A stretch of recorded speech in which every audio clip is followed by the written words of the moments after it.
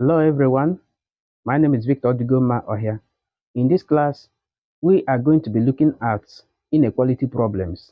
You realize that in the last class, we have been able to explain how we can use the inequality symbols to explain, an inequality result. Okay, I said in the last class, we have been able to see the inequality symbols and we explained those inequality symbols. Okay, and right now, we are going to solve these problems and see how we can use those inequality symbols to explain the results on the real number line. Like as this question says, simplify and represent your result on the number line. All right.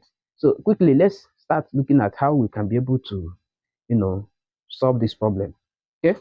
So quickly, I say solution. So the first one there is A. And A says 4x minus 1 is less than or equals to 7. Okay. Now, inequality is solved like the way you solve simple linear equations. You understand? Okay. What are the things we do in simple linear equations? The basic things we do in simple linear equations are opening brackets, clearing fractions, collecting the like terms, and then obtaining a result. These are the simple basic things we do in simplifying a linear equation. The same things are applicable here. You can see that here there is no fraction and there is no bracket. So what is left for us here in this simplest question is just to collect the like terms. What does it mean to collect the like terms? The basic thing in collecting the like terms is simply, let me show you the basic secret in collecting the like terms. And that is, if I look at this problem, I'll check what I can add or subtract from both sides of the inequality to make the problem simpler. That's the simple thing when you say collecting the like terms. Okay. So, but when we now look at it in a bigger, higher, level, you can just say if this value goes over here, the sign will change. Okay. But the simple thing is that I can come here and say 4x minus 1, and then I'll add 1. Then less than or equals to, I'll write 7 and also add 1 again. What I did to the right hand side, I did to the left hand side. That is simply the explanation of collecting the like terms. Okay, here you can see this will go and it will remain 4x less than or equals to, and this will become 8. Okay, and what is left? We divide both sides by 4. So when we divide both sides by 4, we will have 4x over 4 less than or equals to 8 over 4. And basically what we have here now is that x is less than or equals to 2. And we can put this on the number line. If here is the origin, maybe somewhere here is 2, and we are saying that x is less than or equals to 2.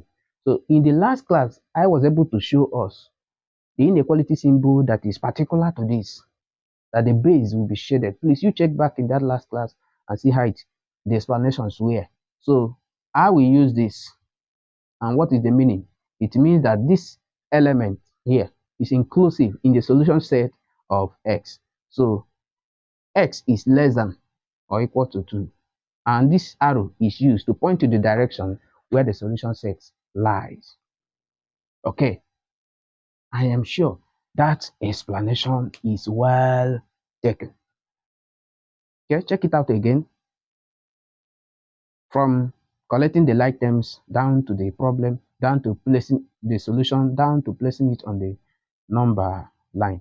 Okay, B part of it says 3x minus 5 is less than equals, is less than, strictly less than 5x minus 3.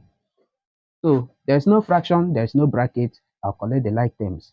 So if you check out there, I can say, like the procedure I did here. Let me take another method. Just take over and bring over. Do you get what I'm saying? So I will just take over 3x here and bring over this here. So I will have minus 5 this side, less than, then 5x, then this over there, plus 3x will become minus 3x. Okay, then I'll bring down minus 3. All right, this now I can still return this over here. So I'll have minus 5, then plus 3, then less than, this is now 5x minus 3x will give us 2x. Now look here, minus 5 plus 3 will give us minus 2, less than 2x. So you can see that at that point, we can divide both sides by 2, the coefficient of this x. So we will have minus 2 over 2 less than 2x over 2. So finally, we are going to have minus 1 is less than x, or you can say that x is greater than minus 1. X is greater than minus 1. Okay, x is greater than minus 1. You can write it this way, or you can write it this way. So if I want to put that on the number line, x is greater than minus 1.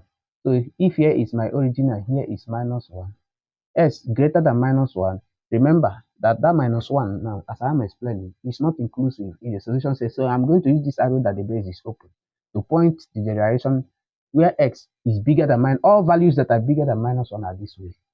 So look at it. All values that are bigger than minus 1, values of x that are bigger than minus 1 are this way. So this number line helps us to show, using this arrow, we can show the direction where the solution set of this result lies. Okay, so I'm sure that explanation is well taken. All right, let's do the last one. C says we are given 2x plus 6 and it is less than 5 brackets x minus 3. Of course, you can see that there is a bracket in this example. All right, the first thing we'll do is to open that bracket before collecting the like terms. If there is a fraction, you also clear the fractions. So let's move on. So here we have 2x plus 6 less than, this will be 5 into x will be 5x. 5 into minus 3 will be minus 15. The bracket is gone. So we will now collect the like terms. You can put that down. Collect the like terms. Okay, terms. So as you see my procedure here. I will change it. So let me bring 15 over here. So I will have 6 minus 15 will become plus 15. Okay, plus 15. Then less than, this is 5x over here. It has not changed position. And then this is coming over here to be minus 2x because it has changed position. So these are several ways you can understand that concept of collecting the like terms. Okay, any value, any term that changes position, the sign attached to it changes. All right, so this plus this will give us 21 less than this, and this will give us 3x. So I will divide both sides by 3. You can put that down as well. Divide, assuming you are writing exam, you have to tell your examiner what you are doing. Divide both sides by 3. So I will have 21 over 3 less than 3x over 3. So by implication, this is 7 less than x. It means that x is greater than 7. So on the number line, if here is my origin, I shifted it this way, I can put 7 here, and being greater than 7 means all the values that are bigger than 7 are lying in this direction. They are lying in this direction. This is how you can this is how you show it on the number line. Although there are some other literature that shows another alternative way of, they can draw this like this, put 7 here, that place where there is 7 they will put this opening, there. They'll put that opening there. Okay. Some other literature present this result in this format. Okay, but both of them are still saying the same thing. So that is that. I'm sure these explanations are well taken.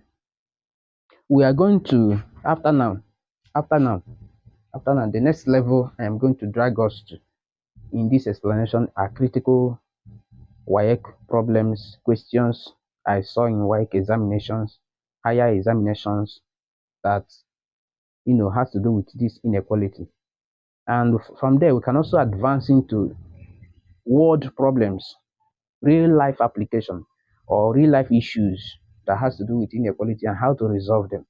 Okay, so that is that.